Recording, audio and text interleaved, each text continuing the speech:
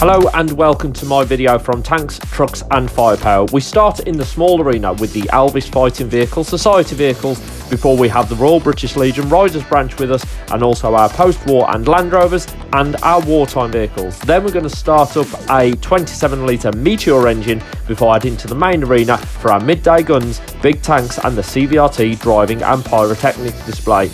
Then we see our recovery, winch, tow and drop demonstration, and also our prototype and modern vehicles.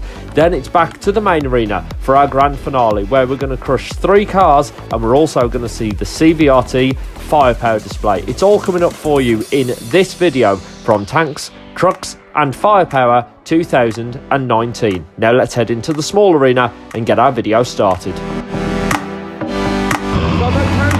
Firepower this weekend. I'm going to put all of this together in one video, and I apologise that all of it's going to be pretty much shot on GoPro. It's so dusty and noisy out there that just bringing out the other cameras are just going to destroy them. Hope you enjoy my video.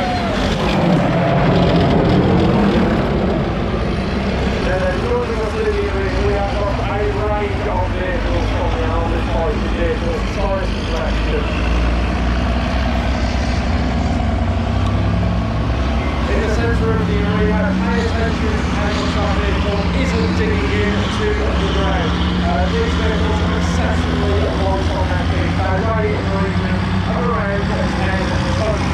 You can see the one going past the contour there with the bar on alongside. We'll talk about that in just a minute. Let's talk about the Alvis fighting vehicle society. The Alvis fighting vehicle society was formed in 2000.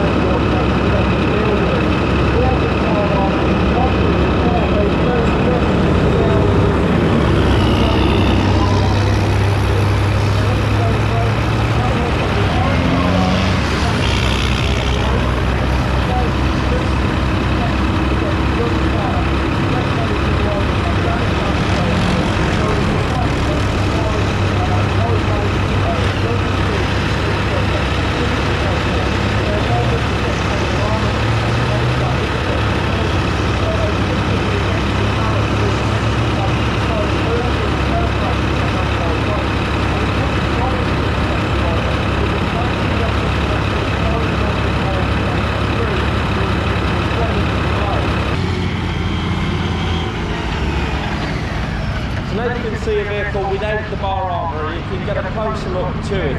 But what's really interesting with this is a recovery vehicle. So round the back here, on the back here we've got this huge V-shaped piece of metal, and this is actually a land anchor. So what this would do is drop down to the ground, and then the driver would reverse back and push this into the ground as far as we possibly could, completely locking the vehicle into place. this winch then comes off and it can go as far back as you need it to pull anything out of the ground, anything that we've got stuck. Now the real clever design with this is because it's a land anchor, if we do get in trouble, all we need to do is fly forward and we can carry on getting ourselves out of trouble. This is the big thing with these vehicles, is not to protect itself so much when it's in trouble, it's to get out of trouble and try and get the crew safe. I'm going to show you some vehicles later on, some more of the modern vehicles, such as the Scimitar 2, where we actually took two vehicles and created one for a very special purpose. I'm going to let the driver carry on. Thank you very much, driver.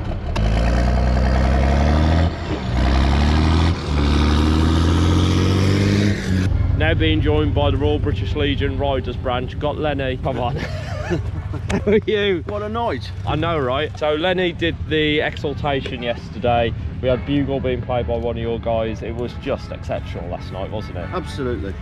Absolutely. It wasn't a guy, it was a girl.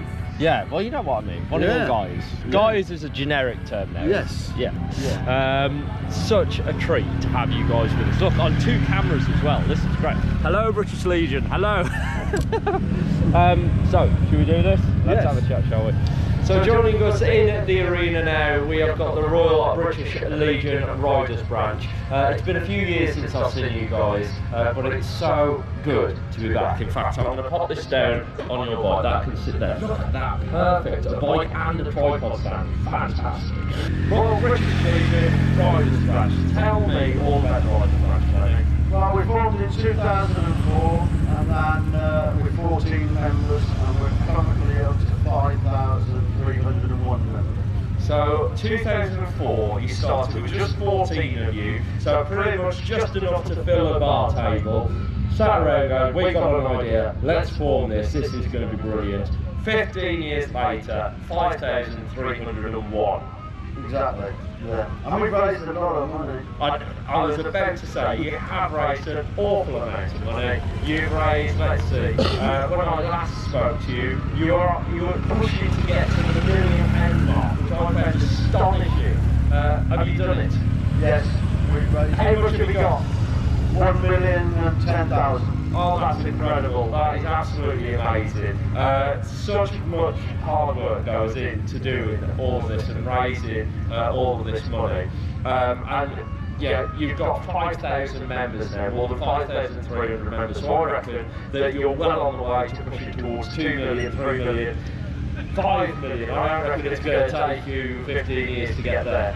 It's really hard work, you know. I know it is, I know, but you bring gorgeous bikes out, everyone's always got a smile on their face. Let's have a chat about the bike. So guys, as you come round on the next, if you can pull up and line up for me, I'll jump out and have a chat with you. While I do that, let's talk about your bike, Lenny. So this is a Yamaha, it's 1300, isn't it? Yes, XJR 1300. XJR 1300, and I'm pleased to say that it's the first time this weekend I've seen you driving it. And before we move on, hello Lexi the Lion. Hello. Hello, how are you? Are you a bit warm in there? A little tad warm. A little tad warm, a little tad. Well, you're going around raising money, so ladies and gents, please dig deep. Lexi the Lion, if anything, please just give some money to say thank you to Lexi for putting on that costume in this heat. You know it's 27 degrees right now. Well, it feels about 50. I'm sure it is in there. I could just see heat haze coming out. It's either breath or heat haze. Ladies and gents, please do dig deep. Absolutely superb. So, back to your bike, 1300. How many cylinders does this have? 4, straight 4. Straight 4, so fast road bike this. Yeah. About 140? It is, yes. I won't ask how you know that. It's on the speedo, right? It says 160, but no, it doesn't go that fast. 140. I won't ask how you know. Now then, let's move over and have a chat with some of the guys over here. Morning all, how are we all doing? We all good? We're a bit groggy from last night, aren't we, round at the beer tent? We'll start with you, so what have we bought in? It's a Yamaha 1100 Dragstar. 1100 Dragstar. Now this, if we had a fast road bike, this is more of a tourer, isn't it? Yeah, I mean, they say you buy these just for people to look at. Well, you are at a show, so we can have a good look at it, but you ride it, what's it like? Oh, it's lovely. Yeah, great for distance, really comfortable. Seat is enormous, really soft.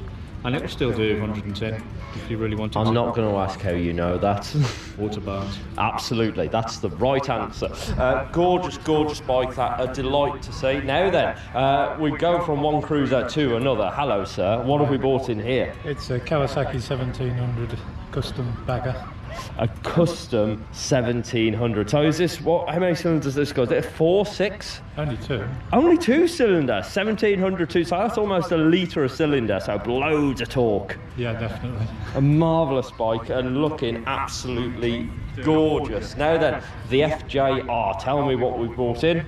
It's a Yamaha FJR 1300. So in terms of size, similar to the bike that we started with, another fast road bike. Exactly there.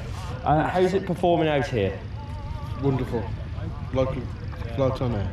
Marvellous. And now I want to move from this over to our gorgeous Triumph. I love this bike. I love the fact that you've done an interesting take on camo there, which I think is brilliant. A bit more angular. Tell us what we bought in. It's a 1955 Triumph hybrid eBay. Ooh, it's got a bit of everything on it. 80% Triumph, 20% eBay. Yeah, that's the one. Yeah. Excellent. And I'm going to come on to, last but by no means least, these are one of my not only all-time favourite bikes, just all-time favourite vehicles, full stop. These are proper tourers. Yeah, it's a proper tourer. It's a car on 2 wheels. It certainly is, and it's got all the car features as well. We've got radio, we've got heated. It's marvellous, this, isn't it? Yeah, it's comfortable. 1800, so I've got power when I need it, but comfort also. And you've got a captain's chair up back as well for someone to sit and fall asleep. Yeah, it's not captain's, it's the princess's seat. Princess's seat, fair enough, fair enough. That's excellent. Now, I'm going to come back over to you, sir. You're part of the British Legion Riders Branch. What does it mean to be part of the branch? It's just a fellowship, being part of something and raising money for a good cause. Poppy Pill. Absolutely. So more than £1 million raised for the Poppy Appeal. Lenny, I think you do absolutely tremendous work. I really do. If somebody wants to be part of the British Legion Riders Branch, what do they need to do? You can join online, the RBLR.com, or come and see us. You don't have to be ex-forces to be a member of the Royal British Legion Riders Branch. So you don't need to be ex-forces, providing you've got an interest in motorbikes and your heart's in the right place. That's it. I'm willing to raise a little bit of money.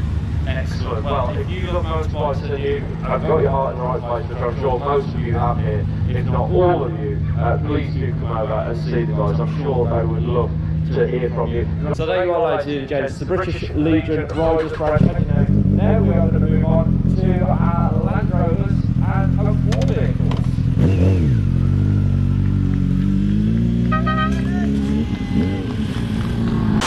It's time for our Land Rovers and our post-war vehicles. Now you can see we've got quite a few Land Rovers in here with us, but we've also got a few other types of vehicles in here with us. Well, we've got 2 wheels, 4 wheels, we've even got 6 wheels. So I think potentially worth us starting. We'll start from little to big, shall we? Let's try and do that. So we'll try and jump onto some of the bikes, because that's what we're talking about. But first, let's start with this. Hello, sir. How are you? I'm alright. Yourself?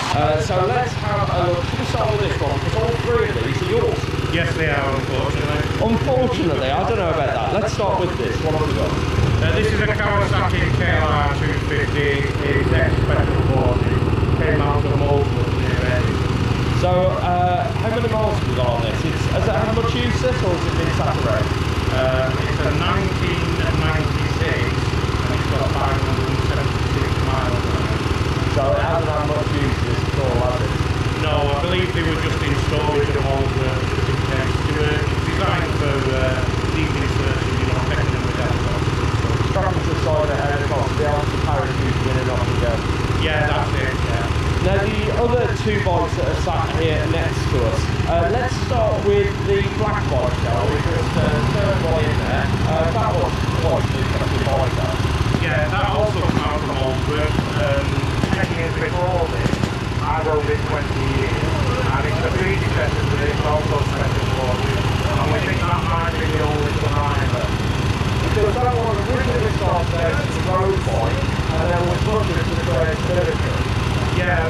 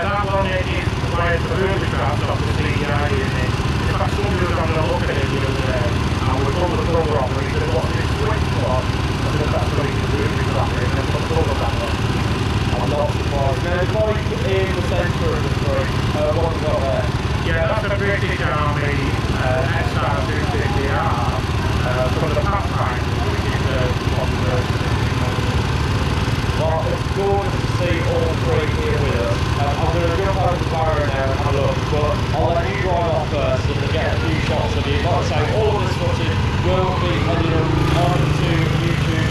And you, sir, you carry on. I absolutely love this. Such an original mic, real pretty. He's running off. Come back, Aaron. Come back here. Come here, you. Don't you dare run away from me like that. That's all right, I'm not playing with it. So a Harley we've got here with us. Yeah, Harley, it's the MT350. I love the MT350. It's such a brilliant bike. Yeah, it's a bit heavy, but it does a lot of jobs. It's nice on the road, so yeah, it's fun. And this could be used for all sorts of things. We can see we've got a couple of names on the front of it, but we could carry pretty much anything you want from this, couldn't you? Yeah, good for a shopping street, No, they're brilliant bikes now. You've been getting the taillights in the small arena. Later on today, we'll go to the main arena, 4 o'clock for our free tour. Are you brave enough? Yeah, definitely. Yeah? You're up for that? Definitely. Yeah. Alright, I will see you down there, and I'm going to be watching to see how much tail action you get. Cool, see you later. See you later. Right, absolutely superb to see those. Right, so that's our motorbike. Should we get some Land Rovers in there, ladies and gents? You know, you think because you park there, you're out of shot. Not so, because I can just do this. There we are. Right then, we're going to start with this one. We'll move on to the Pinky in a minute, but we'll start with this one. Hello, sir. How are you? Good morning. You having a good day? Fantastic, thank you. Did you camp with us last night? Yeah, all week. You a bit groggy today? Yeah, a little bit. It was a good night last night, though, wasn't it? It was a great laugh. Fireworks, you name it, it was brilliant. Yeah, last night was amazing between the memorial and the engine and the fireworks. Fantastic, it was really good. Well, if you haven't camped with us, make sure you do next year. Tell us what we brought in here. It's a Wolf Wimmick, X2 Para, served in Iraq. Had an RTA when it was discharged, so a big smash up on the rear. But yeah, it's a 2 Para and 7 Para RHA.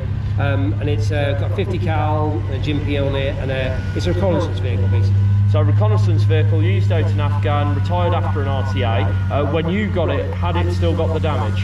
Yeah, still had the damage, so it had the chassis was good, thank goodness, but the rear body and rear tub was very badly damaged. Well, I have to say, you've done tremendous work getting it back up to spec. How much time has that taken? We've had this thing now for about 10 years now, so put a lot of work. It's 2 or 3 years putting it back together, and we put the windscreen back on it, and it's wet weather kit, so it's kind of got, normally the screen would be on, but we put it as it's wet weather. Yeah, no, it looks great. I have to say, wet weather, but also a bit of shade, isn't it? Because it's mighty hot out there. When you got it, had it got all the gear on there? Have you had to track that down as well? Yeah, I had to put most of it back on here, so I had a lot of it with the fixtures and fittings, but all the guns and all the equipment long gone. It uses a parts vehicle, so it got robbed in theatre. Oh, it's such a shame, but it kept others in theatre. That's the main thing. And of course, in that kind of situation, you do need vehicles to be able to take parts on and off. Yeah, exactly. Same with the quad, which is going around as well. It's another one that was used as a parts vehicle. Came back with the majority of it missing.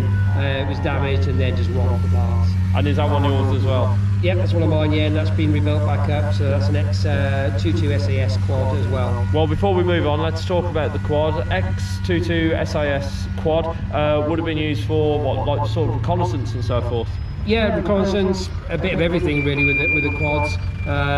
It's a Honda 450 TRX, they used several of them, and but yeah, same thing again, got damaged and then got robbed parts, and then got sold off about 7 or 8 years ago. They sold the pile them off, and I've luckily got all of them. And you picked it up, and it's all back together now, and it's here to, well, serve as a reminder. Yeah, exactly, yeah, and I've left it as it was, so it's got the same paint and everything else as it was in theatre, so we've just left it, put mechanically working, and leave it alone. Brilliant, that's great to see. Thank you very much for bringing that in. Now then, we move from the Wolf, let's move on to the Pink Panther. Hello there, sir, how are you? Very well, thank you. Good morning to you. Were you here last night? Certainly was, yeah. Bit groggy this morning? Not too bad. Brilliant display, as normal, and nice to see the Meteor engine going as well, and of course the British Legion doing their bit as well. Fantastic. British Legion were amazing last night. Seeing the Meteor engine fire up, you could see the flames. It didn't stop spitting flames, it was just constant flames coming out of the exhaust. It was awesome. Now then, Pink Panther, we think that this is one of the oldest surviving ones, isn't it? Yeah, number 30, which was the one before this, unfortunately is no longer with us. So this is the oldest surviving one. This saw service in the Oman, late 60s, early 70s, and then the guy who bought this originally found it about 1978. And he spent hours and years building it back up, putting everything back on it as it should be. It wasn't even in this colour, was it, when he got it? Not when he originally got it, but he saw a bit of pink paint under the cover, under the sort of peeling paint that was on it, and he had a look at the data plate, which was up on the sea base, saw where it was, and he had to have it. Well, it could have been lost. It could have been lost. Yeah. But it's here, the oldest surviving Pink Panther, such an important piece of history. And of course, pink, because that's the best colour for camouflage out in the desert. Certainly is. They each one had its own sort of shade of pink, depending on where it's served. This is as good as it can get for this one. And we've had sort of like people who've been serving with it saying, oh, that's fantastic, you've kept it the sort of right colour, so we're pleased. No, I absolutely love this. I'm going to run around and get a bit of footage of this, and I'm going to jump and have a look at our Snatch Land Rover, because I love the Pink Panther on the wall. They are fantastic vehicles. Such a treat to see this. So this is probably the oldest surviving Pink Panther known in existence. You can see all of the kit has been put back on there. It didn't come out of service like this. In fact, when the previous owner got hold of this, it wasn't even this shade of pink. It was just some flaking paint that released the car's true identity, and it's been restored back, and such a treat to see the oldest surviving Pink Panther here with us in the arena. Absolutely superb. And then of course the vehicle that replaced it sat right next to it. You can see remarkable similarities between the two. Absolutely brilliant vehicles, and of course the quad sat next to it also survived thanks to the owner who built it back up. Now then, let's move on to the Snatch Land Rover. Hello there, I'm going to ask you to, I've got my hands full. Do you mind opening the door, please, sir? Oh, he's saying go up, go up. Hello. Hello. I've got to try and reach up there now. Hello, how are you? Very well, thanks. Tell us what we've got. We've got a Snatch Land Rover. Snatch Land Rover here in the representation or replica of a Vixen Plus model per Afghanistan specification. Now, originally the Snatch was developed for Northern Ireland, where you could have driven one of these into a crowded situation and you could have got personnel out the back nice and quick. Or of course, as the name suggests, you could open the rear doors and literally snatch someone off the ground and get them into the back of the vehicle, whether they were wanted or whether you needed to save them. Yes, exactly. Designed for Northern Ireland, not really designed for the later uses in Iraq and Afghanistan. But yeah, very much of an all-rounder vehicle, pretty much used to death by the forces. Absolutely. Now, these were originally developed for Northern Ireland, so you can see underneath the belly pans, if you have a look underneath, you can see that they're there to literally deflect away any explosions. Now, over in Northern Ireland, it would have been grenades and so forth that were used, so provided they were deflected away, the Land Rover could pretty much survive. However, over in Afghanistan, we had things like IEDs, far more powerful, and unfortunately, the Land Rovers, they were just never built to take on that kind of power, so asking it to do would have just been too much of a modification for these vehicles to take on. So they did move away to more specialist vehicles, but you can see the Land Rover has been used in so many different variants for so many different roles. Well, this is delightful to see. I'm definitely going to have to spot. Come to me here, come to me here. Hello, how are you? I'm not here, how about you? Tell us what we brought in here. Well, we've got an easy urban fire service van. An easy urban fire service? It's a van. It's generally used as a mascot vehicle in parades, sort of like a bit like a commander's car. It's never used for any flying guidance. It's probably now if you've got near one. Well, it looks absolutely superb. It's all the original make. No, it has been done up as one, so we've got it in the upfield really well. It's got all genuine arsenal, so we've got the radio in here. Yeah, conditioning with the switch and a little flash over here. Amazing. That's the absolutely. I thought this was really that's good. Delightful to see. Thank you so much for bringing it in.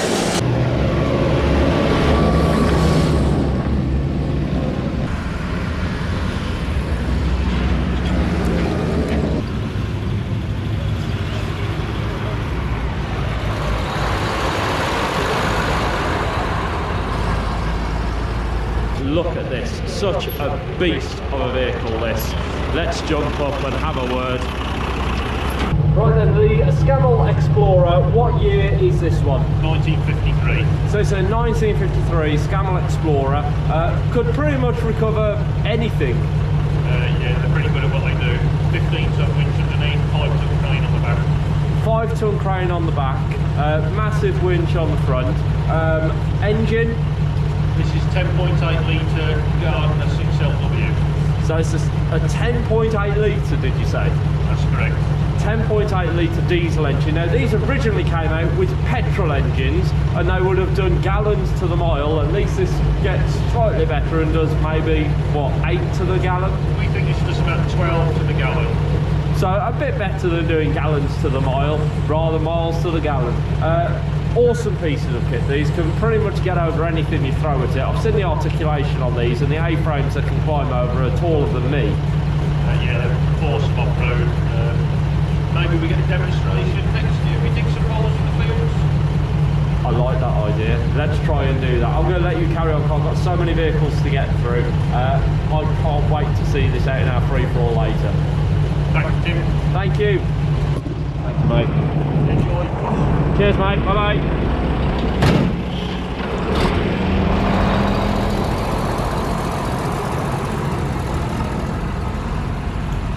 Right then, let's move on to this one, a lightweight. Hello, sir. Morning, Tim. How are you? I'm well. How are you? Survived the night. Survived the night. Now, aren't you glad that you kept the canvas on for a bit of shade? Absolutely, absolutely. It's much better, the bit of shade than burnt head. Absolutely. Now, lightweight Land Rover, these were so popular when they came out of service because they were so easy to work on. You could literally unbolt everything off them, bolt it all back together. Absolutely. I had to put a new 3/4 chassis on this last year. 8 bolts, the whole back body's off. And great to work on. Lovely little things. And that was the whole design of these with the lightweight, was to be able to take as much off as possible, so these could actually be flown in by helicopters, which were just not as powerful at the time. That is exactly right. The back body comes off, the roof comes off, the windscreen comes off, bumper comes off, and it's half the weight of a standard Land Rover. Amazing. And we've got And you've got special efforts for our first demonstration. Not only we've got the lightweight, but you're also using the right gear as well. Yes, this is what was used in Northern Ireland from 1969 to 2007, which was the longest bloody war. And this is just to remind people that it really did go on. And you're in the right outfit for the period as well. I mean, it's roughly what they would have wanted about 1980. 1980, when this vehicle was still have been in use. Yes, this vehicle was very much in use then. A lightweight Land Rover, very capable vehicle. I've seen these take on unbelievable challenges, and they just seem to get across it because they are so lightweight. Yeah, they were designed for that. There was some more that were designed for the boat that had immensely wide tyres on, so they could go across the boat without sinking. Brilliant. Well, thanks so much for bringing this in and getting us in here. I'm going to carry on. I'm running out of time. what year is this? This is a 1978 Land Rover lightweight built for the Dutch military. It served in Bosnia under the UN, United Nations. And because it was Dutch, it didn't have it had a diesel engine rather than petrol, didn't it? That's correct, yes. It had a 2 1/4 diesel and not the petrol engine, yes. But you haven't got that in here. No, you have a 2.5. You've got 2.5, yes. but you've kept that 2 1/4 I've still got there. that, yeah. Yeah, still got the original engine in a crate in the shed, yeah. Excellent. So if we need to go back to original, we can. Delightful to see 2 lightweights here with us. But what I really want to move on to is this one here. Now, this is a very, very rare vehicle. There's only about 15 of these in the world, isn't there? Yeah, that's right. It's Glover Webb Hornet, made by Glover Webb in Hampshire. 1 of 15 made. 12 went to Saudi Arabia, 2 went to Malaya, and this is the factory demonstrator. Keeps tied to ITN News for the Bosnian War. The turret was removed. There's a few bullet marks in the side where it got shot at in Bosnia. So this was hired out to ITN News, sent over to Bosnia. This was the factory demonstrator, so number 1. Yeah, that's right. Also, Glover Webb hired slightly different versions to the BBC. Kate Adie, the famous BBC presenter, she was in Glover Webb's in Bosnia. Basically, when Glover Webb took over in the early 2000s, the vehicle was sold off, and this is the first time it's ever been on the show scene in the UK. Wow, so first time out, what's the reaction be?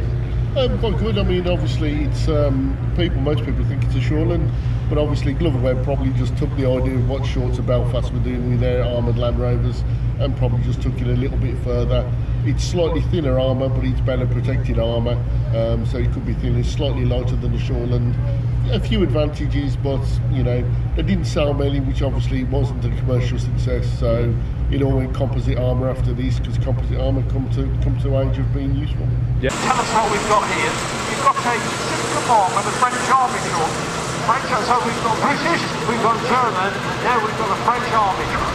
Yeah, so now, is it all original or that's just what's not working? All original, it's body on the back, British Army radio truck. You've got a British Army radio truck on a French, speaking of temperament. If anyone's got a problem with it, they can come and find you and tell you yourself. How long have you had this for? Oh, for probably less than a year now. And how are you finding it? You enjoying it? Yes, I like the truck, but I don't like the fuel consumption with the V8 petrol. It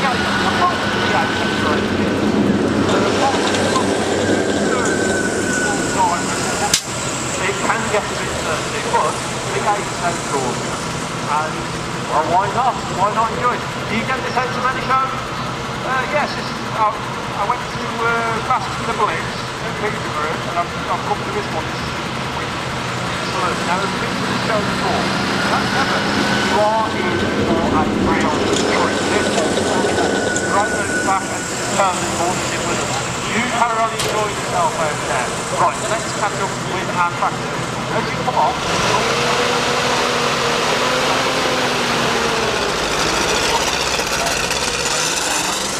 I've got some show off. Right. Hello. I really was scared then. Tell us what we've got. I'm not scared as I was. Oh my lord. Right, tell us what we've got. It's a 1993 BV206T Hagland.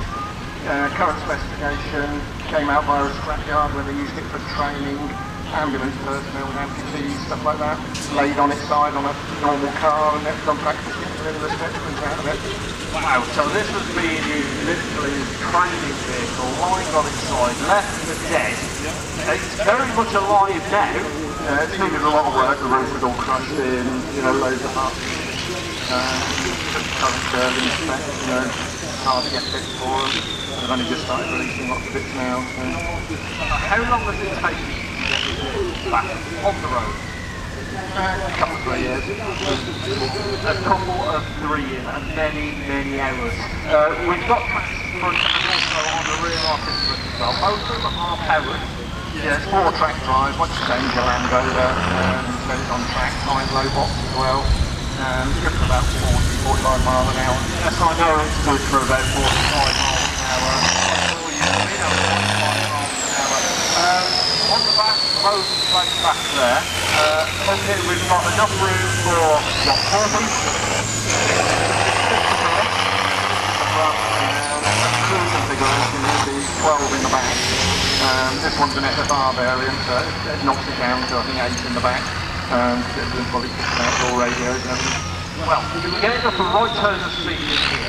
Coming up at the end of today, at 4 o'clock, we've got our free for all in the main arena. So after all of these tanks have gone in there and turned it all up and completely destroyed it, we open it up for any vehicle whatsoever, such as this. And I think it would do brilliantly out there. You get taken out? Yeah, I got told off last year. Nice little pond in the bottom of the field, it went straight through the pond, so didn't fully answer. You didn't fully answer? Well, let's see how that goes this year. You know what, I might even try and jump in here with you when you go out if you're up for that. Yeah, sure, I can shout. Awesome, right, we'll see you later on. You carry on enjoying yourself out there. Thanks so much. Anyway, one later on this week. Hello sir, how are you doing in there? Yeah, not so bad, not so cold. I'm just come on, that's so nice and cool in there. Oh yeah, that's excellent. Right, so now I've got it on my face. This is perfect. Tell us what it's got. So that's Rover Snap. Snap Land Rover, what year? The original building 2005 as a Snaps 2A with a diesel engine. Went back out to Afghan for a couple of years, a bit solid, and then you come into ownership. Yeah, we've run for quite a few years, I think, with the roof open, so it's full of water. But yeah, I didn't see that brilliant now. Excellent. So you've been to our show before? Yeah, a couple of years ago, not in this show, I think, but yeah, it's been well, you know, it's such a brilliant show. You're going to have some fun in this with our free-for-all later, definitely. Excellent. Well, we look forward to seeing it then. Thank you so much for bringing it in.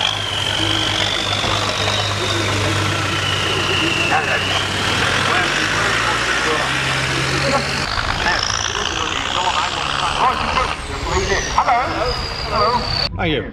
Carrying on from the snatch, these were used in Northern Ireland as well, for the same reason that they were armoured. They could take a grenade quite happily. When were these first deployed? 1958. So they've been out to places like Cyprus. They've been out to Borneo, and all sorts of mainly peacekeeping roles. This one served with the Royal Engineers in Germany when we had a huge land army over in Germany, and it served alongside two CETs, compact engineering tractors, and was used to recce bridge crossings, river crossings, the myriad of canals that we may have had to cross in a rush to get out of Germany, should unfriendly forces have come across. So this was sent out the day before, or whatever before, the recce sergeant would work out the best place to put the bridges, whether the land could take the tanks over the bridges or not. Fantastic. Well, such a treat to see. Thank you very much for bringing the ferret in, and to all of our drivers for bringing their vehicles in. I'm going to let you all carry on because I can see there's even more vehicles waiting to come in and join us now. It is a 432. Hello, sir. Great to see you. Tell us what we've come join me here. Tell us what we've got. Okay, we've got a 432, AFD 432, these were built somewhere between 1962 to 1974, where 3,500 for the original. They came in a variety of different varieties. However, only 30 came with turret on top, like the one we have tonight, which was known as the Berlin Special. This is the Berlin Special, only 30 of 3,500 of these. Correct me if I'm wrong, but this was almost not a prototype, but almost like a trial bit. Yeah, that was right. Yeah, prototype the Warrior. But it didn't quite have enough, because it couldn't get enough people in it. No, you could only sort of get seven in there, you know, the driver, the lander and the gunner, and they'd have 4 units on the back, so one to two place. No, we've got 13 of them produced. Do you know how many left? I have no idea. I know that Armageddon we have 3 of the original but the rest of them might on the Army's we changed the 30mm Rugby cannon from 40mm airflow system, where we fire all bombs full of pinks with a homeless tank or battle. I like that a lot. I almost want to borrow it so I know my local hoisters just like fire everybody who's sat on double yellow lines so I don't pass it. Absolutely brilliant to see this. Are you going to be in our free-for-all, mate? Yeah, we'll take that and we'll be free-for-all. I'm going to try and get in there with you. This looks like a mess. Yeah, we have to close it. Excellent, thank you so much. Carry on enjoying yourself. So coming up then, it's just 5 minutes time we are going to fire up Meteor engine.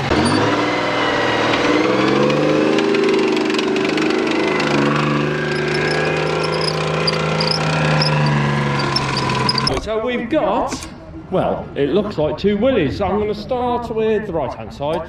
Have we got a Willys or have we got a Ford? What have we got? Willys. We've got a proper Willys, 1944. Wonderful little vehicles, these, aren't they?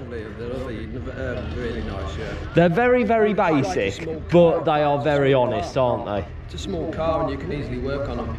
Absolutely, and you store them easily as well. Absolutely, they are so small and so easy to work on, and they're full of character, aren't they? That's right, and you can store them easily, and parts are you can come by parts extremely easily.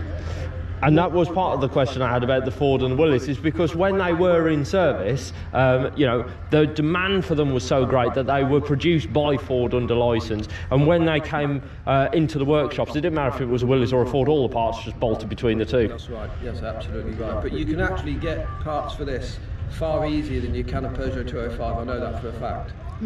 Lots and lots and lots of people produce parts and sell old parts and new parts for Willys tubes. Now we've got 2 youngsters in the back. Yep. Are they going to be the future custodians of the Willys? Yeah, this isn't my Willys, it's my brother's, but they will be. They will be the owners. Or you could just get 2 more, you could have a fleet of them. Well, I've got a GMC 1939 hard cab truck. My brother's also got a Dodge World War II, and my brother in Lincolnshire's got a Jeep, so we are sort of mad about military vehicles. Second World War military vehicles. All you need now is a huge hangar so you can just get more and more and more of them. Wonderful to see. Now then, where's our driver gone? Come back here, get it. Come. You can look at that one later. Let's have a look at this one here first. So 4-door Willys? It's Willys. A Willys. So we've got 2 proper Willys here with us. Now, question, have you been through it and made sure there's no F-bolts in there? Just a transmission box. Just a transmission box? Yeah, other than that, it's fine. Not bad that, not bad at all. Yeah, well, that's how it goes. A transmission is a transmission. Absolutely. Now, as I was saying, these are so incredibly basic. We've literally just got 5 dials on the front, a very basic steering wheel, and that's it pretty much. The windscreen folds down. You can get it down to, well, not very much height at all. Absolutely, fit in anyway. And you can bolt loads of stuff and bits and pieces to them. I've seen these used in, I can't count how many different uses. Absolutely. That's the beauty of them, is there's many different configurations, plus you can put them in the back of that GMC. Absolutely. Now then, that brings me nicely onto this. Hello, how are you? It's mine. Oh, it's yours, is it? Right, all right, and I won't talk to you, I'll talk to you. Right, tell me about this. So it's a GMC 353 used in Italy as attached to the tank battalion of the 751st Division. Excellent. I like the fact that you've got all the history on this. What engine we got up front? This is a 4.6 GMC straight 6. Straight 6. And a lot of people think that it's going to be a V8, but it's not. Straight 6. 4-wheel drive on the back? 4-wheel on the back, and then 6 if you include the front. 6 if you include the front. Absolutely amazing vehicle. Listen, like you say, you can fit the Willys in the back of this. You can fit a lot more in the back of this. You can. A lot of people turn them into campers, but this one's, as it was, it's just a cargo truck. Excellent. So this would have been used to carry cargo, ammunition, you name it, around, water, supplies, whatever it needs. Could have also carried troops if need be. Absolutely, yes. It's just a general purpose truck for carrying supplies. Well, a delight to see. A real treat to see all of these together. And now, question. In our free-for-all later, which vehicle are you going to take out? Well, I've had that one out yesterday, and I had that one the day before, so toss up maybe the Jeep again. Maybe the Jeep. Okay, well, if you take the Jeep, I'll take this one for you. That's fine. We'll see. I'll see if he'll hold up to that later on. He might disappear. Brilliant to see these 3 vehicles here with us. Now, coming up in just a few minutes' time, we are going to start up our Meteor engine, which is just down in the bottom corner of the arena here, before we head over to our main arena, which was on the left-hand side as you came into the show this morning for our Midday Guns. So that was the morning's activities in the arena. We're going to head over to the main arena now, where we are going to have our Midday Guns. But before that, we're going to head down here, where we're going to start up our Meteor engine.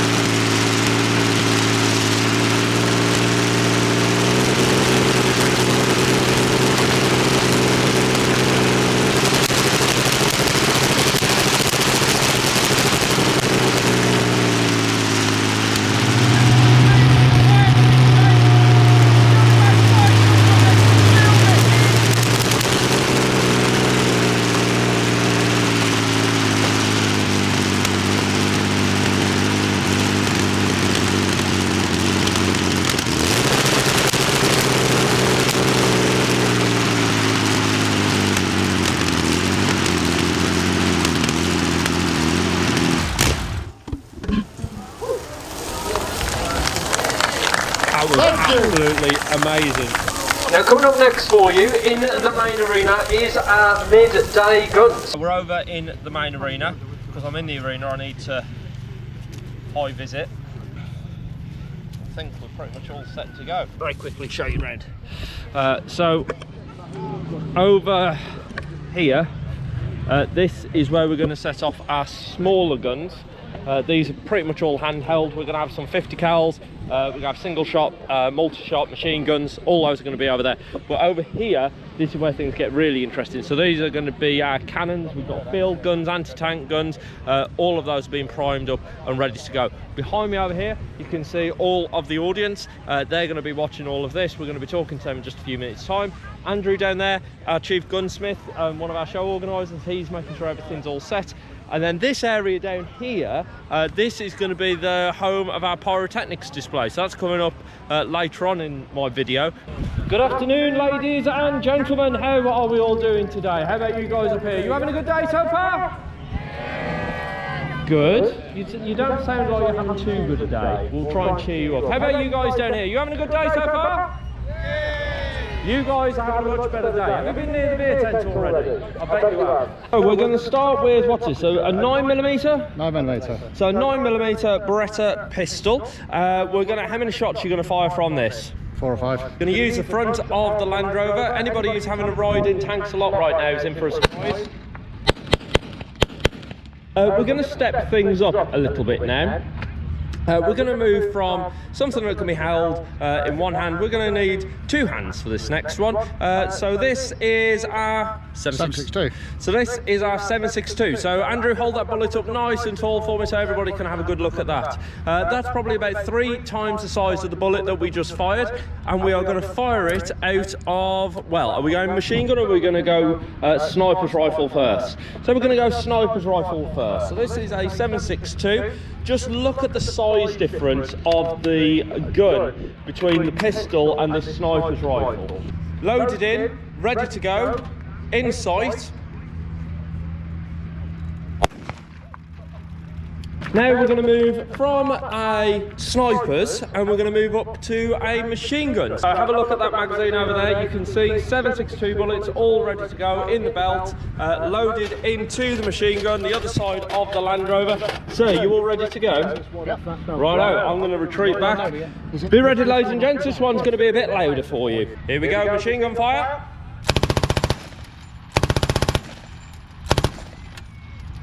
Here echoing off the side of breakout wall there. So we've seen a 9mm, we've seen a 7.62. Now we go to a gun so large it comes in 2 separate cases, and we go to the 50 cal round. Andrew, just hold that up for the crowd so we can all see. Consider the size of that bullet, ladies and gents. Absolutely huge, that thing. See, here's our bullet. We've got our legs. Drop down. We're using the front of the Land Rover for the platform. Loaded into the side. Andrew looking through the side, so I'm going to retreat back. Ready, ladies and gents?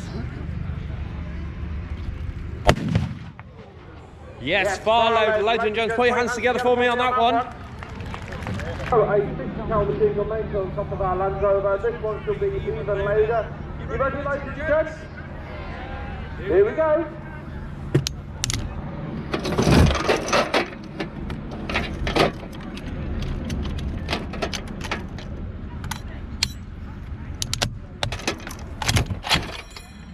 We're loaded. Here we go.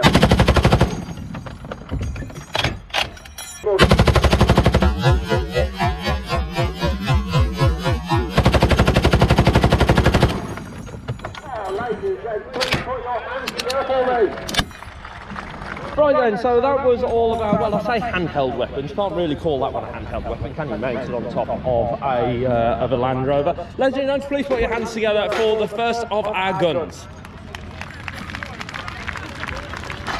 Now don't go anywhere, because we're going to move on to some even bigger guns now. We begin with our Scorpion, and we have got this huge monstrous shell, which is going to be fired from the gun on top of the Scorpion, our tracked vehicle, just down there. Oh yes, ladies and gents, put your hands together for that. Now this next shell actually needs two of us to hold it up. Well, Norman's being brave. Probably never had this said to you before, Norman, but that's a big one. Huge shell being fired out of our Mobat. Just behind us over there. Absolutely ginormous. Should we do it? 3, 2, 1, fire!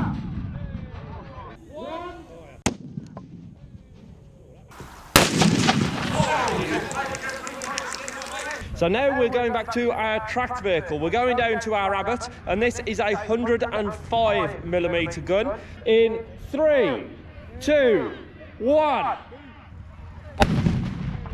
Absolutely phenomenal. Ladies and gents, please put your hands together for me. So now we move on to the Chieftain. This is a 120mm rifle anti-tank gun. Absolutely phenomenal piece of kit, this. So if you are ready, we are going to do it in 3, 2, 1, fire! Hear it ricochet around. Ladies and gents, please put your hands together for me. And so we move on to our final gun today. So this is a 25-pounder field gun. We've loaded the shell and we're going to fire it in 3, 2, 1, fire! Fire!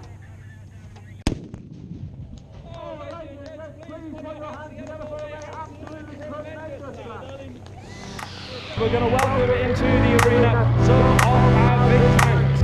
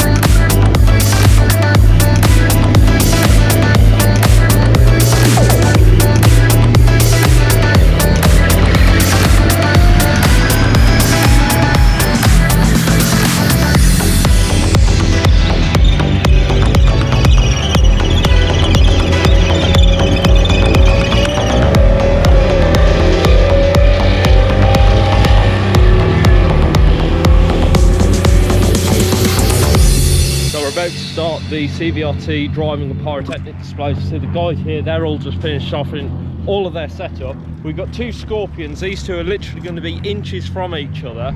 Andrew, you're in this one. This is on, yes. Oh, sorry. Yeah. It's all right.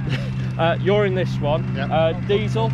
Yeah. 7 speeds forward, 7 back. Yeah. Are you going forwards or backwards in this? Backwards. So you're going backwards. So Mick's got the short straw. It's going to be covered in all the dust and shit. Mick's Scorpion, I've connected 6 different cameras to it all over the place. So hopefully this is going to be a mega video, or I'm going to lose all my cameras. Don't run over them. Ladies and gentlemen, can I please ask you all to give our two drivers, Andrew and Mick, a big warm welcome and a huge round of applause.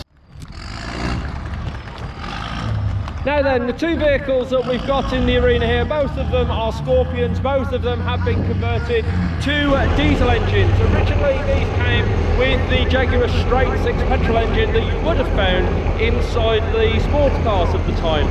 They've got 7 gears forward. They've also got 7 gears backwards as well, which means they can go as fast forward as they can back. And we're going to be demonstrating that to you in just a few minutes time. To start with though, we're going to demonstrate the driver's ability. We're showing you just how close these two guys can get to one another. So we've got Mick in the lead vehicle, 06FD72, and Andrew coming up behind now. You've heard of the definition of tailgating. This driver literally is tailgating. They are literally just a few feet away from one another. Those two vehicles weigh in the region of 7 to 10 tonnes each. But I want you to look at the ground now. The ground has been churned up by our heavy vehicles that we had in earlier. These are very light on their feet. In fact, the pressure you are putting on the ladies and gentlemen, you yourself through your 2 feet is greater than the ground pressure of these 2 vehicles.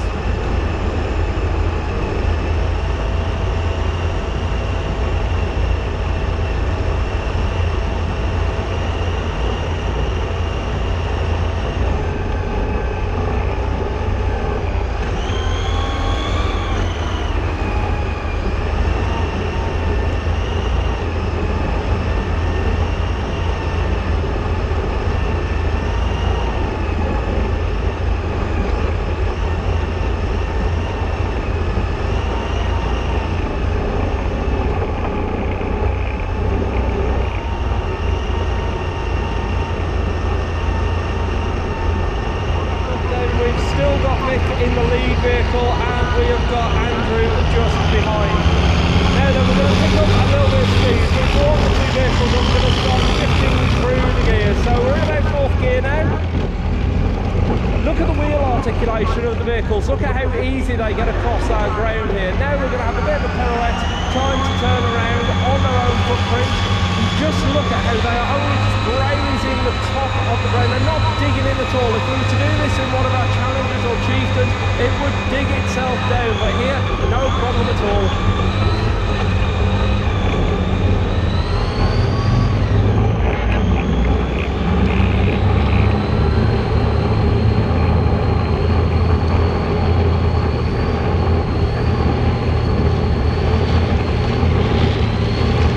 We are really starting to ramp them up now. That was up to about 40 miles an hour, but we're going to get even more speed up before we go.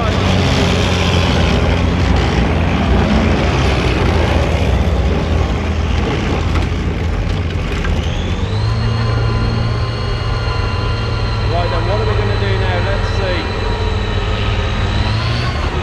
So Mick's had enough of Andrew tailgating him. Andrew's shifting through the gears, he's in 3rd, now he's into 4th, and Mick is also in 4th, he's trying to catch him up. Now in previous years he got close enough to touch, let's see if they do it.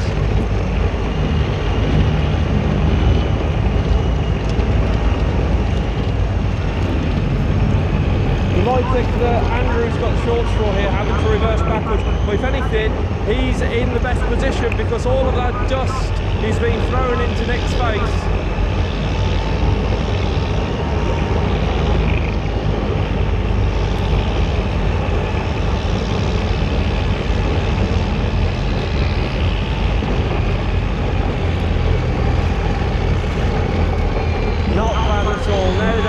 Show you a bit more driving capability and dynamics of these vehicles. So we've got one stationary. Now in previous years we've got close enough to clip wing mirrors when we've done this, pirouetting around inches between those vehicles. Now we're going to send them off. It's a bit of a race between the 2. So getting the gears through. So Mick is now up into 5th gear. Andrew getting into 6th. It's pretty much neck and neck. We may even have a little explosion here now, so be ready.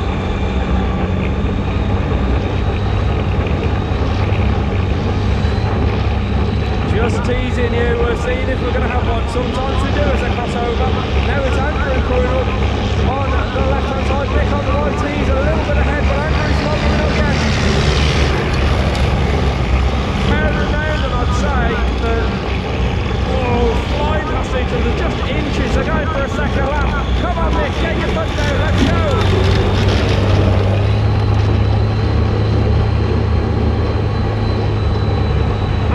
Really ahead. Are we going to have an explosion this time, maybe? Oh, not quite. Sometimes we do.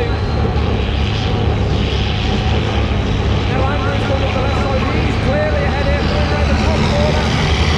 Ben Heron is well ahead of Mick there. Now let's see them come back together. What are they going to do now? Oh, it's time for Little Dan. Here we go, pirouetting around one another. Literally about 12 inches between those 2 vehicles.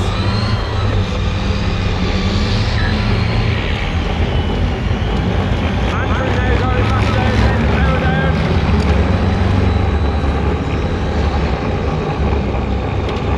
It's hard on the brakes, right, so we're going to have a bang this time. No, we're not. I keep thinking there's going to be one. However, Mick has gone into the danger zone. Have your cameras ready? Here comes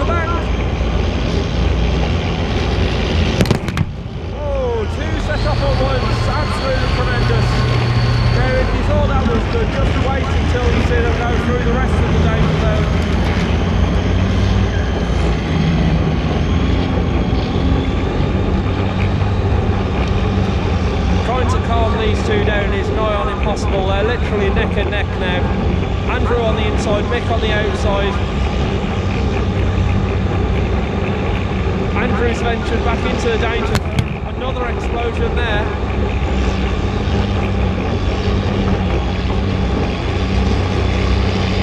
Now Andrew's going to show you some of the dynamics of this vehicle. Here we go. Mick, I don't know where he's going, but let's look at Andrew climbing up and down over this. Not easy at all for off-roaders now. They would need serious clear departure and approach angles, but this no problem whatsoever. Look at that, literally dancing up and down, seesawing over, no trouble whatsoever. Now, what on earth is Mick doing? I think he took a wrong turn. He's getting his pace back up. Is he coming back into the danger zone? We could even have a jump here, I think, ladies and gents. He almost clipped that barrel. Getting the power down, here we go. Oh, tremendous, and a good 4 foot off the floor.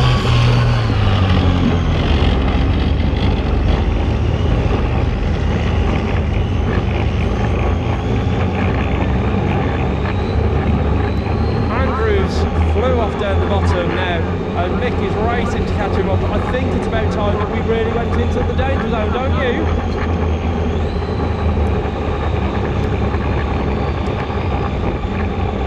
Here we go then, ladies and gents. Have your cameras at the ready. We're going into the danger zone. This has been laced with explosives. We sent barrels flying yesterday. Let's see what they're going to do today. Here we go.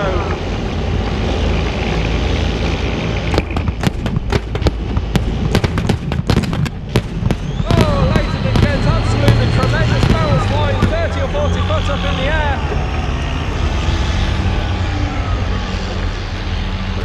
And coming together. There we are, final explosion. Ladies and gents, please put your hands together for me.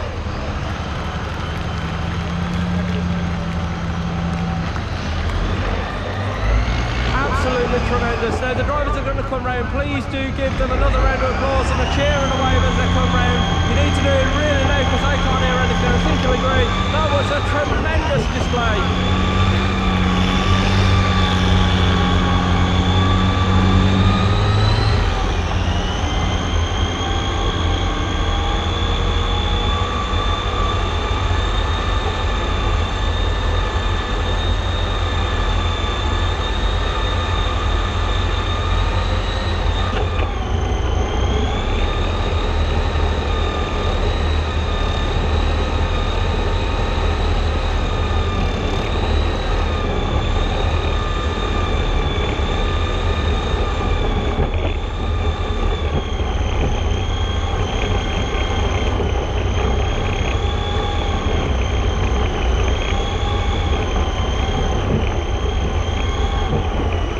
So that was the CVRT Pyrotechnic display.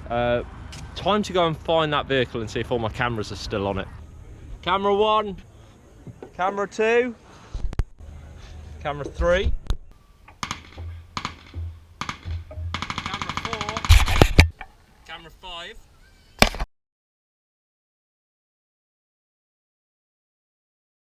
So we're going to do this demonstration a little bit differently. I'm going to join you inside the cab, sir. So tell us what we've got here. We have got Gas 69. This vehicle came from Polish Army, was built in Russia, and it is basically Eastern European equivalent of the Land Rover. So Eastern European version of the Land Rover. Still very capable, this vehicle. 4-wheel drive. What engine have we got?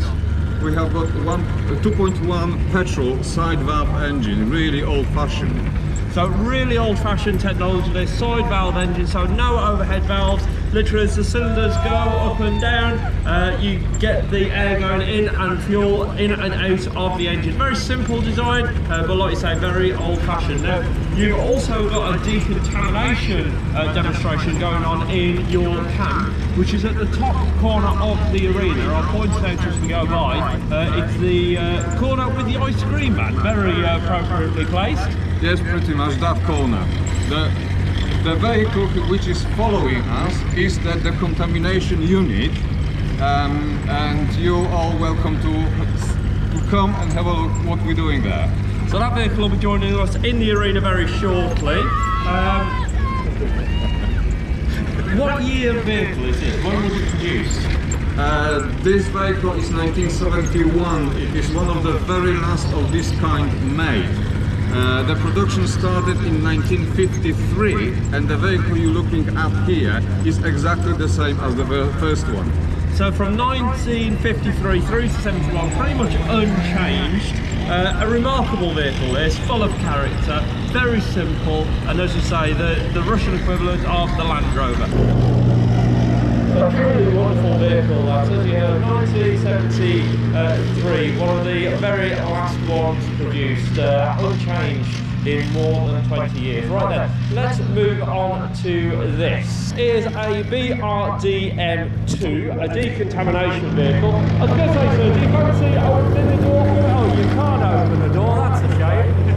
Hi, how are you doing? I'm marvellous. Now, this was used, well, it's had multiple purposes, this vehicle, but this one breakdowns as a decontamination vehicle. That's correct. So this vehicle is designed to go in after a nuclear chemical strike and then find a safe passageway for troops to follow through using the flagpoles on the back. So we'll head around the back. Like I say, I am filming all of this, so make sure you do have a look for closer looks at everything we're doing. But here are the flags on the back now. This vehicle would head out into an area of contamination after, say, a nuclear or environmental disaster, and it would pick up, literally find out what was out there and mark areas that were contaminated and not safe for troops to follow. This vehicle is also amphibious, part of the reason why we haven't got any doors. That's correct, yeah. So the water line comes actually quite far up the cabin. It's a bit of a hair-raising moment to take in.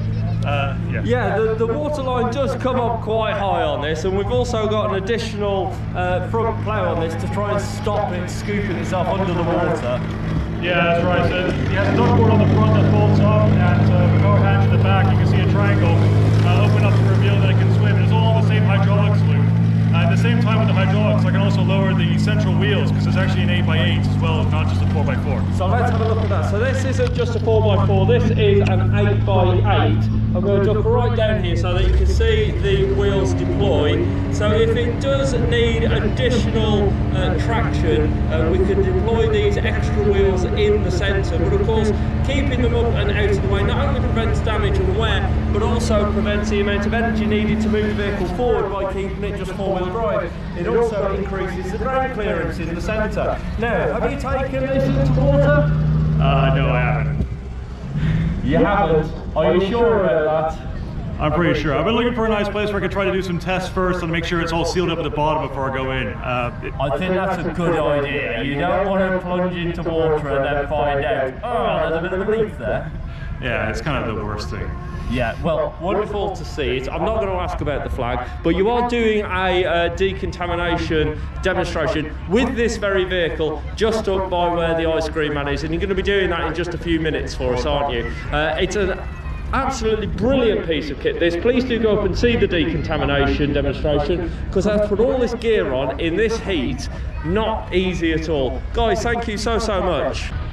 Now, I'm a huge fan of this vehicle. This is our drop system on our Leyland DAF. Now, I'm going to find out from the driver if this is a 6x8 or full 8x8. I'm pretty sure this one is a 6x8, so the rear four wheels fully driven and then the rear two wheels also driven, but I will confirm with the driver as it could be a different configuration. We're going to demonstrate the drop system on this vehicle and talk you through that, because an ingenious piece of design, this drop system.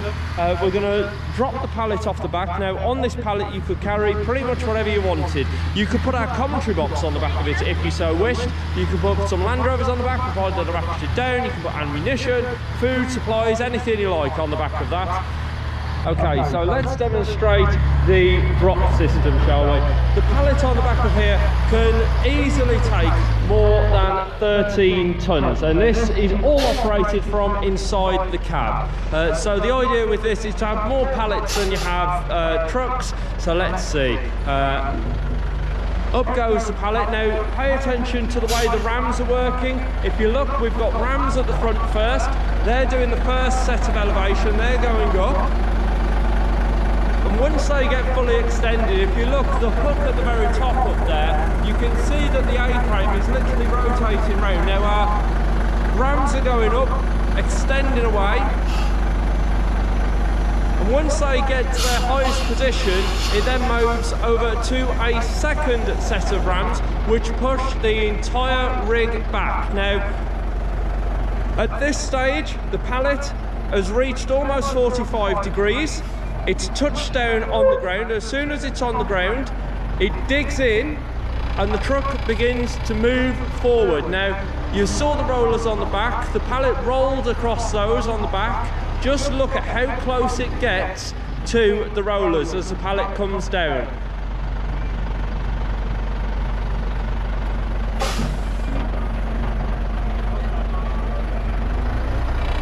So the ram's now pretty much fully extending and literally just a few centimetres clear, which is all it needs to be. It doesn't need to be more than that, so we are maximising the amount of space that we are getting from this. And now the rack is pretty much almost all the way down. And if you have a look at the hook, that's now rotated all the way around. It's a bit like a claw, that hook, and then it would just literally drop down. The driver will be able to unhook and drive away. Now, we're not going to do that as we are running out of time, but you can see literally all of that was done within the inside of the cab. He didn't have to get out at all. Now look at this, look how quickly it gets up onto the back of here. Already this has been elevated up to a height of 4, about 5, and pretty soon about 6 foot. Literally just clearing the rollers. You can see the truck is reversing back underneath, and now it is well clear. The ram's doing all of the hard work, pulling it back up. The cab fully air conditioned, so the driver doesn't need to get out. And the idea with this was basically to drive the truck pretty much up to as close to the front line as possible, and then drop the pallet down with anything that you needed. Most of the time it was ammunition, but it could have been anything. Radio boxes, it could have been supplies, anything you needed. Now then, just watch as this lands onto the rollers. Here we go, touching down onto the rollers and off the ground. Now the driver could drive away now, which means the amount of time that he spends in the danger zone is absolutely minimised. You can see the second set of rams have now returned to their natural position, and it's all back over to the first set of rams. The hook, the claw doing its job. That is absolutely totally secure up the top, and it's totally secure on the rollers behind as well. So you can see a very, very quick and very effective way of loading and unloading pallets of pretty much anything you needed to do. In previous years we've mounted a 432 on the back of one of these and picked it up no trouble at all. Absolutely tremendous. And what we've got in the arena here with us now is part of the CVRT family. Of course, it does begin with the letter S. This is the Samson. So you're familiar with the design of this vehicle now. You've seen it used in multiple different platforms, and this platform is a recovery platform. Now you might be wondering, how on earth does this work? Now remember that this is a very, very lightweight vehicle, so it does need some help with anchorage, and it could be tempting that rather than thinking cleverly we'll just add a lot more weight to try and hold it in place. But rather than do that, we've been very smart with this, and what we're going to do is we're going to use our ground anchor. So if you'd like to deploy the ground anchor, this is a bit like an A-frame, a big V shape. This literally just drops down, as you can see. Now with that down, the guys can jump inside the vehicle and reverse it down to literally land anchor it into place.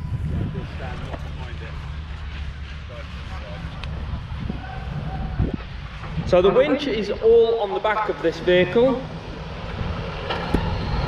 And not only does this design help reduce weight and make use of the ground around the vehicle and the environment that it's in,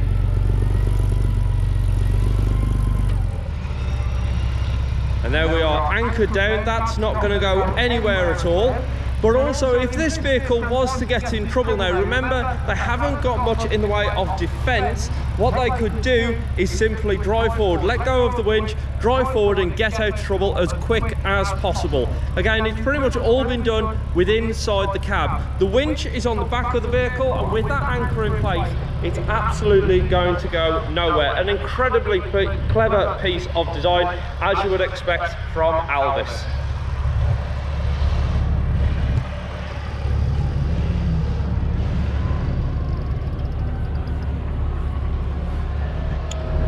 All good? Yep, all good.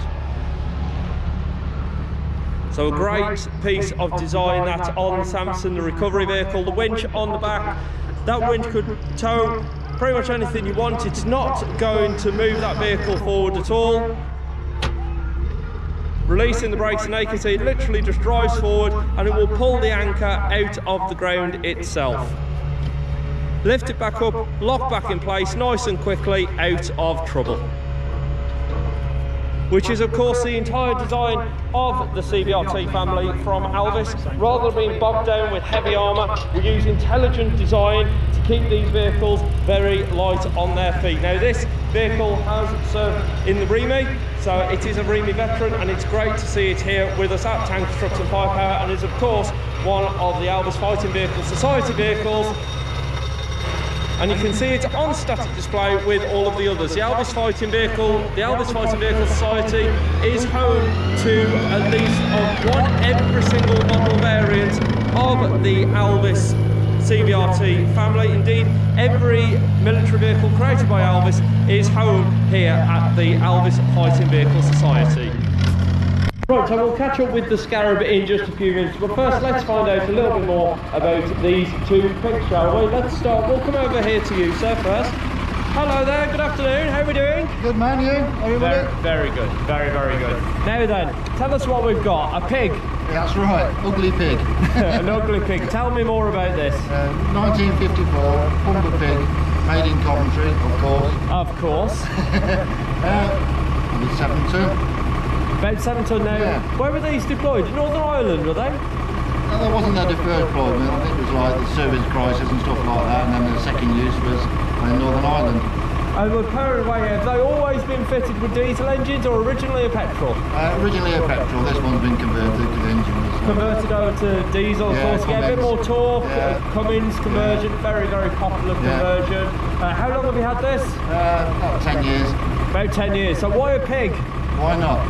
Well, it's a good answer. It is a good answer. Now, in the back of this, you could fit pretty much anything you like, couldn't you? Yeah, company van. Company van. Well, it's a bit different from the one my window cleaner uses, I can tell you that. Let's have a look at our second pig, shall we?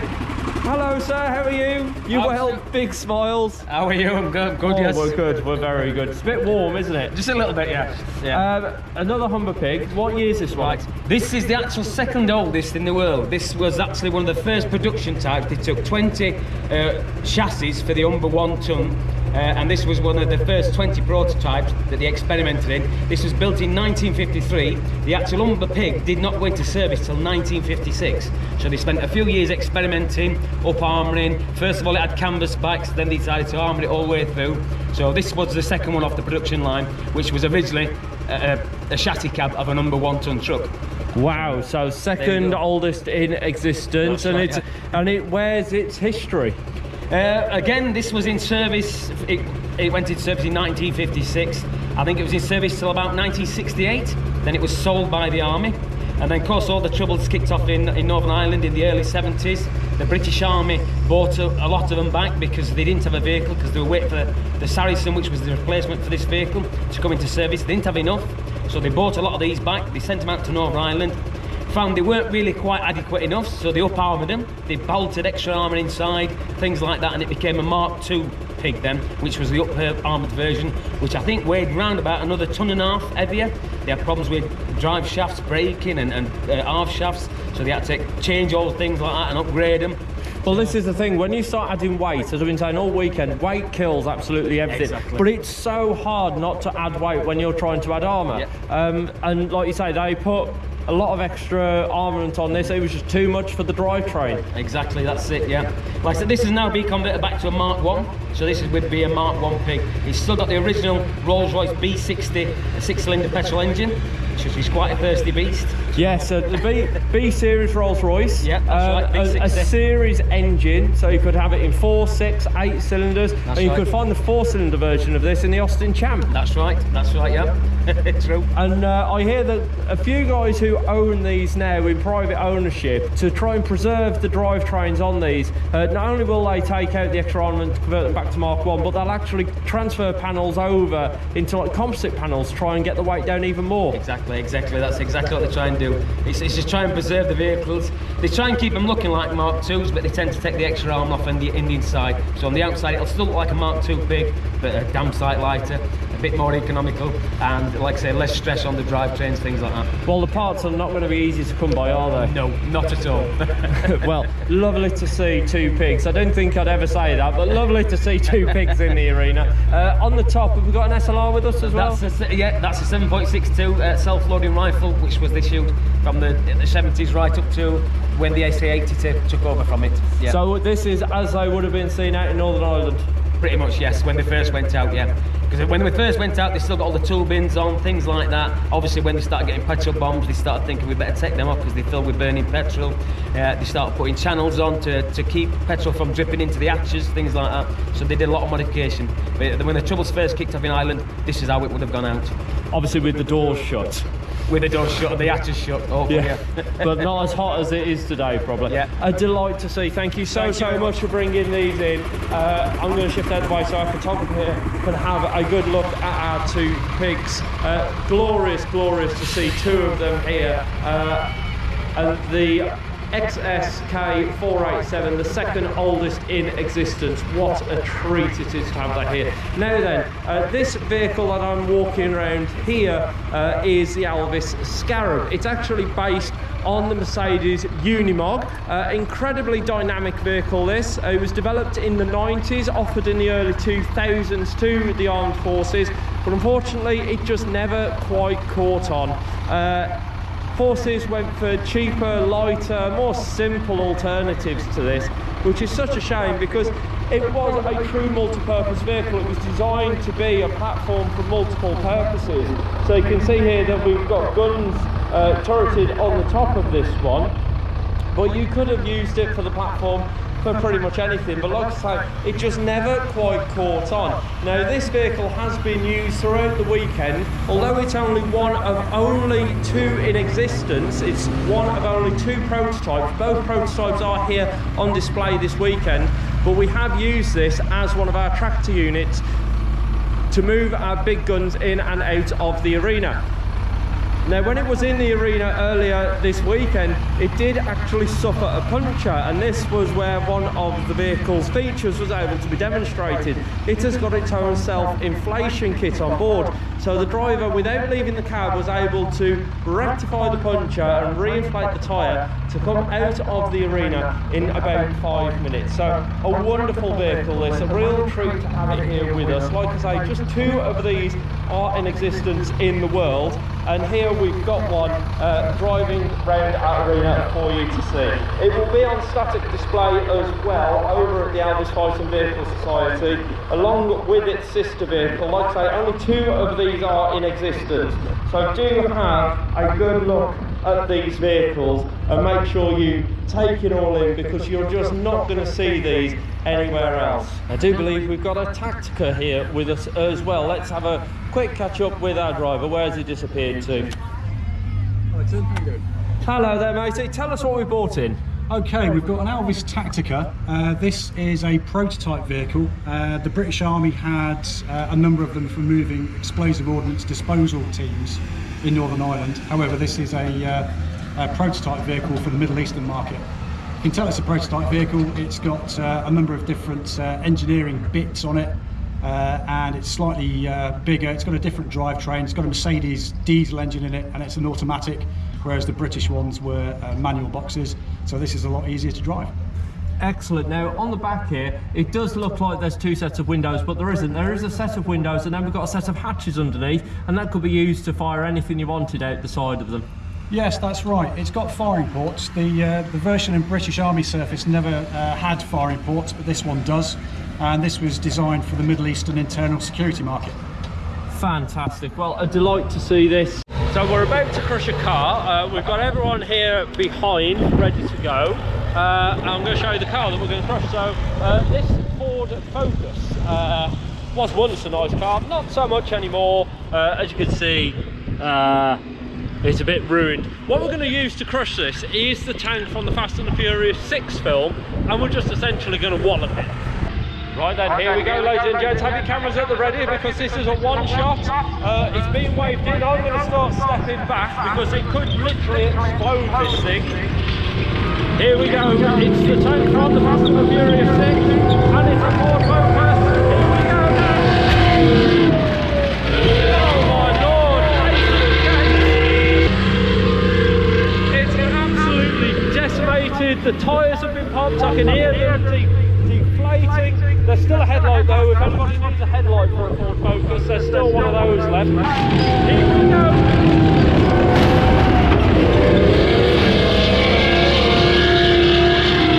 Right, let's have a look at what's left. There's a Focus. Not much else, to be honest. Look in there. There's a bulb that survived.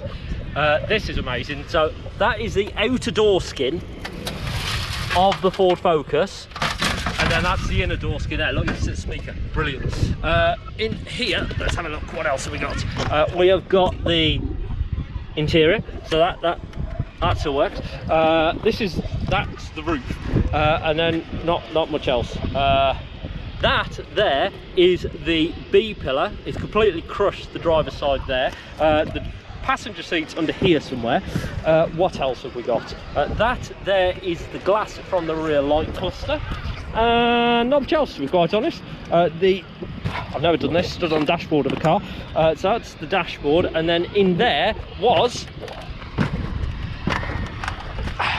the engine, which had been removed. So that's about it. In fact, shall I see if I can get that off? Let's see if I can. There we are. Excellent. So the Mercedes. It's pretty broken. The back isn't too bad. Distinct smell of smoke. Very good. There's even spare change in here. Should we have a look in the centre? Ooh, there is definitely something in there. Haha! The keys, we'll keep hold of those. Ooh, I've found something. This I want to try and get. Yes! The service history. Goodbye, car. Goodbye.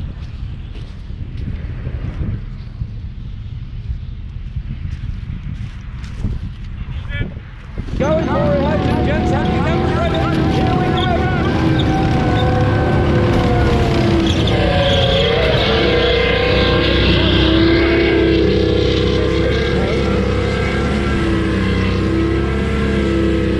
Well, I suppose that's one way to open the boot, isn't it? I mean, that has been decimated in there.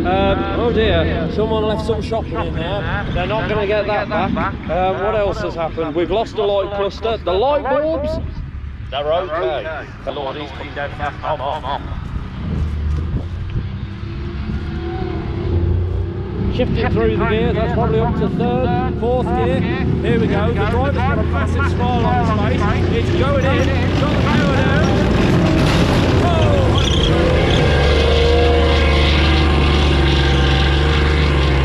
That.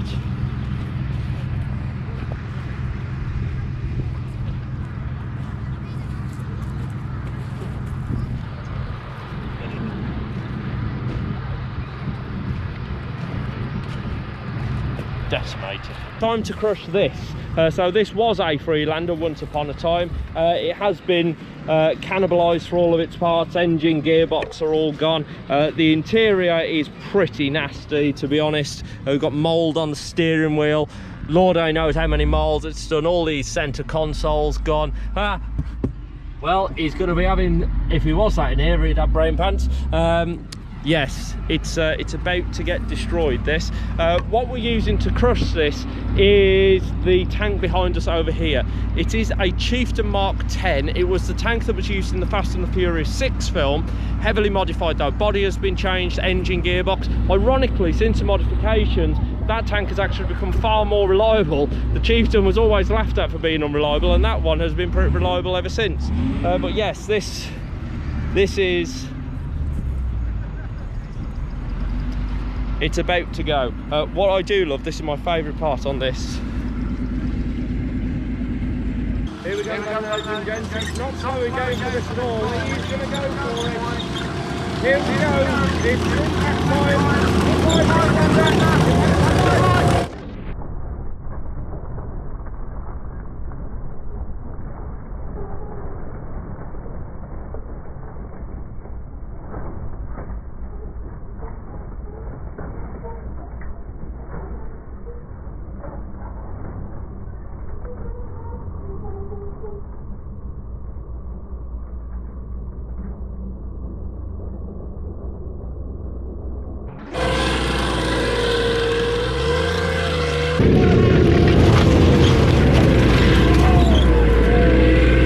He's had a good go at that, hasn't he, ladies and gents? There's no engine in the front of it and there's nothing much left behind it. It's ripped the roof clean off and the interior is absolutely decimated. There is nothing left, but our driver's going to come back. I think he needs to have another go at it, don't you?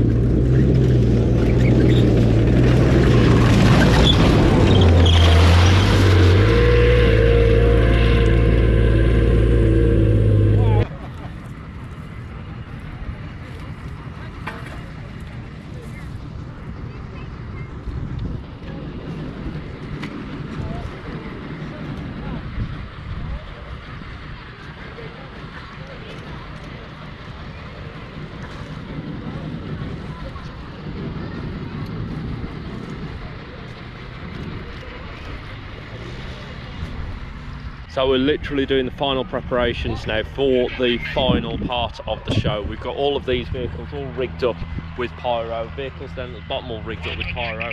Andrew's waiting for the okay to go. All of the audience are ready to go. The vehicles down at the bottom, if you can just about see them in the tank graveyard, they've also been rigged up. So literally the entire field has been rigged up and everyone is sat ready and waiting to go. Right then, shall we start our final display, ladies and gents?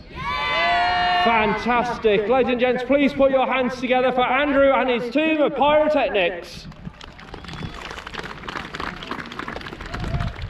So the setup is essentially the guys down at the bottom of our field. Oh, I've already fired up. Excuse me, that's my Jeep there. Don't touch it. Thank you. So the guys up here are going to be protecting us from the enemy down there. That was a very close shot to the back of that vehicle there. They fired the first shot at us. They threw the first punch last night with insulting our vehicle. So there we are, that's their barbecue taken care of behind that vehicle. Thank you very much. Another one. Huge shot. Oh, there we are. We'll take out their swimming pool as well. They're not going for a paddle later. Another shot fired. Almost taking out the front of their convoy over there. A bit worrying that shot. It was quite close to the wagon down there, which has got all their petrol in. Oh, direct hit on the vehicle up front. Tremendous work by these guys. Firing back, and there goes their beer supply.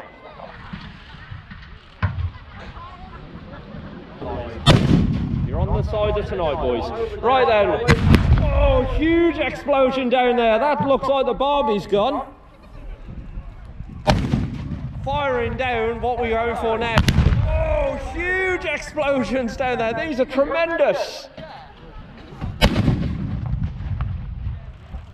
Oh, double fire, and that's the porta potty gone. They are in big trouble now. They are quite literally up the creek without a paddle. They fired back. What was it? That's my Jeep. They've dented it. It could be on fire. Please don't hit my Jeep. Leave it alone. That's better. Fire back at them. Back to them. Somewhere over the horizon, someone's getting a horrible feeling, aren't they? Another shot fired. I think that's them well and truly immobilised. No, we're going to keep going. We're not backing down.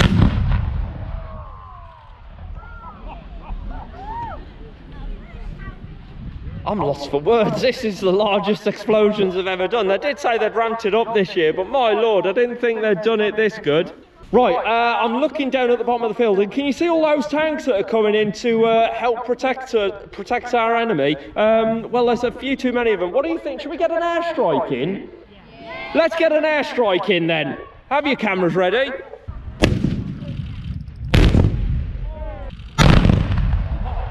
much. Right, that's them dealt with.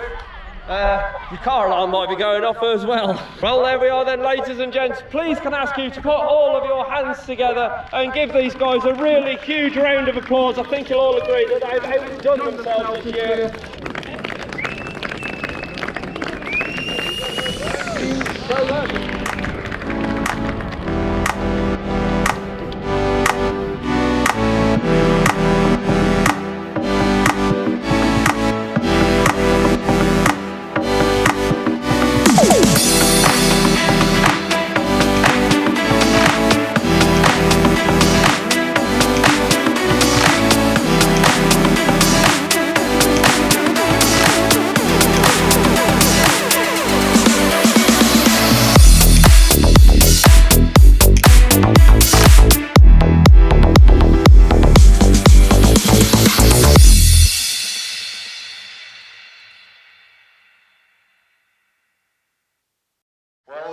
Ladies and gents, it is Sunday night here at Tanks, Trucks and Firepower, and those of you who have been to our show before know that we do have a lot of fun at this show, but we do also take the time to remember those who couldn't be with us any longer. It is with great respect and pleasure that I hand over to Lenny. They shall grow not old, as we who have left grow old. Age shall not weary them, nor the years condemn. At the going down of the sun, and in the morning, we will remember them.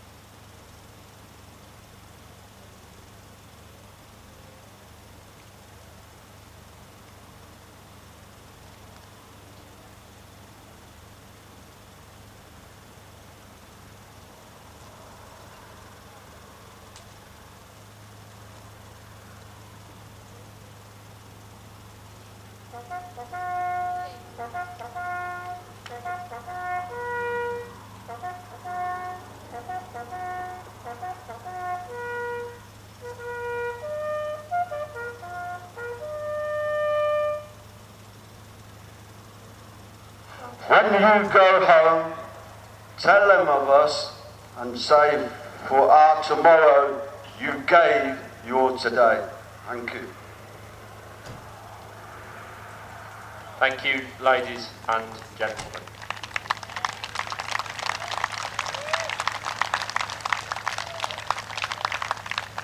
Right then, ladies and gents, if you'd all like to turn around and look towards the sky, we are going to begin our infamous firework display.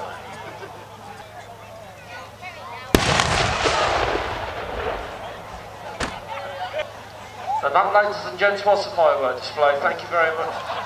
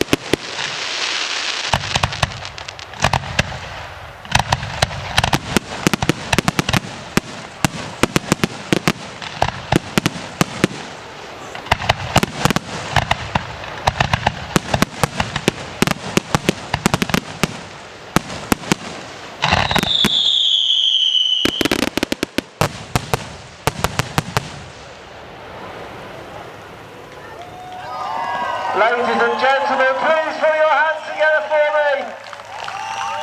I think you'll all agree that does deserve a bit of a cheer, don't you think? Hip hip! Hip hip! Hip hip!